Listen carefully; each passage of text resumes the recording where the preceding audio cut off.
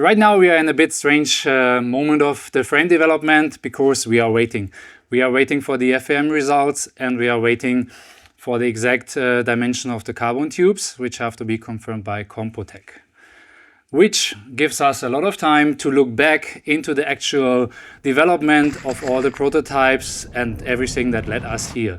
So let's dive deep into the generations, starting with V1, over all the generations, all the changes we made, all the adjustments we made, how the product matured into what it is going to become in this series. But before we do that, Luca will give us a little bit more details about the status quo of the project. Yes, so as said Giacomo, we are waiting for the FEM results because we need these results to confirm or not our lug design in order to start the production. We are also waiting for the first sample of the tubes from CompoTech because we need them to finalize the tolerances. To understand the process they are doing, they're wrapping the carbon layers around the core, so they're not molding it into an outside shape. So they have a little bit of difficulties to meet the exact outside shape before they actually rolled or winded the tube. Yes. So that's why we are waiting for the first tubes to be finished before we can start cutting raw aluminum plates into lugs. It all started with the V1. That was the first real expressions of our geometry and kinematics ideas back in 2018. And yeah, you can see a lot of nice details. Very rough prototype, but it worked like a charm and it convinced us to keep going. With the second generation, we realized there were some mistakes with the V1, and it was like the alignment of these areas. They were completely crooked and it was horrible.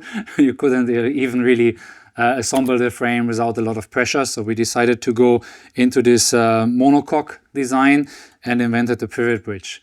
While we invented the pivot bridge, we also invented the bolt-on shock mounts. These little parts which opened a whole world of experimentation with shock lengths and geometry. In the third generation of the VHP platform, we had to relocate the idler pulley.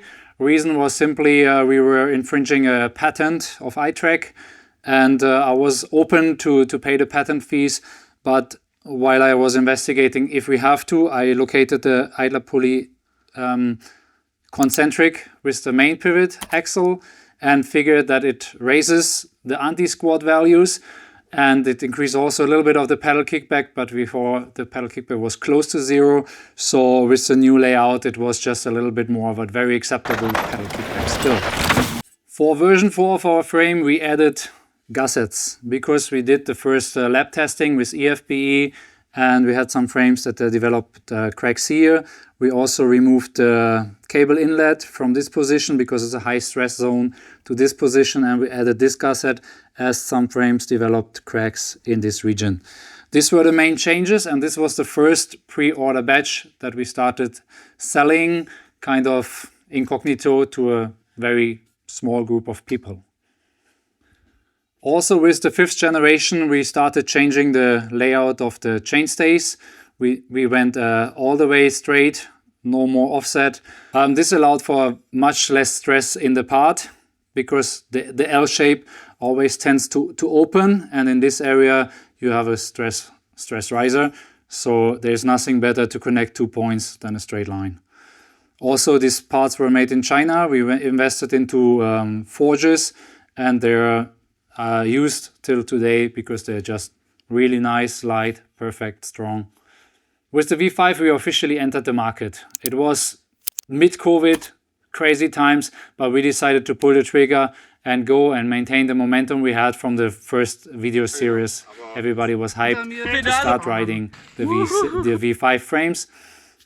And we didn't have major changes anymore. The only thing we really changed was a narrower horse link position to address a little bit of heel rub. And in the V5, the size S frame was still not fully 29 compatible, but everything else was ready to use. The problem with the size S frame in the V5 was that the piggyback was colliding with the down tube, something that we simply overlooked, and we fixed it with the then known as the VHP 15 shock mount, because we simply pushed the shock a little bit further out than it should have been for the VHP 1629. At that time, we only offered the VHP 16, and from there we started slowly developing into the V6. With the launch of the V6, we added more compatibility. We added the VHP 18, and we made the size S frames fully compatible with the entire platform. We did that by removing or moving the down tube a little bit away from the shock mount to gain the necessary clearance. That was the complete update for the V6. Plus a little update we did with this position where the brake comes in. We moved it a little bit more away from the horse link to gain more clearance for brakes like the Shimano Saint. Some smart people realized quickly that making a gearbox bike for us should be easy as pie. We just simply cut out this part of a regular frame and welded in the original pinion bridge and had a gearbox bike ready to test. That was the beginning of the G1. As simple as that. When we started developing for the V7, the main idea was to bring in adjustable dropouts. The idea was we didn't want to have scaled rear ends because we don't believe that tall riders like me naturally want to have a long rear triangle. We believe in riders first, and everybody has their own riding style and techniques. So we started with this complete Frankenstein ghetto solution. It was giving us the opportunity to go plus 15 and plus 37 millimeter. Plus 37 millimeter felt like plain, like a dead boat. But we also integrated the UDH, and now maybe Luca can pass me the current V7 model. Thank you. So this is the final dropout design, and this is the V7. This is where we are. This is what we are selling right now. It also, one of the bigger upgrades was the 16T's idler pulley out of stainless steel. Lasts a lot longer and it's a bit more efficient. This is basically history wrapped up until day now. We also got the G2. Maybe I lose a word or two on the G2 as well. With the launch of the G2, current gearbox model, we integrated the pinion ready version, and we brought in all the features from the V7, like the adjustable dropouts, etc. So this is where we stand today.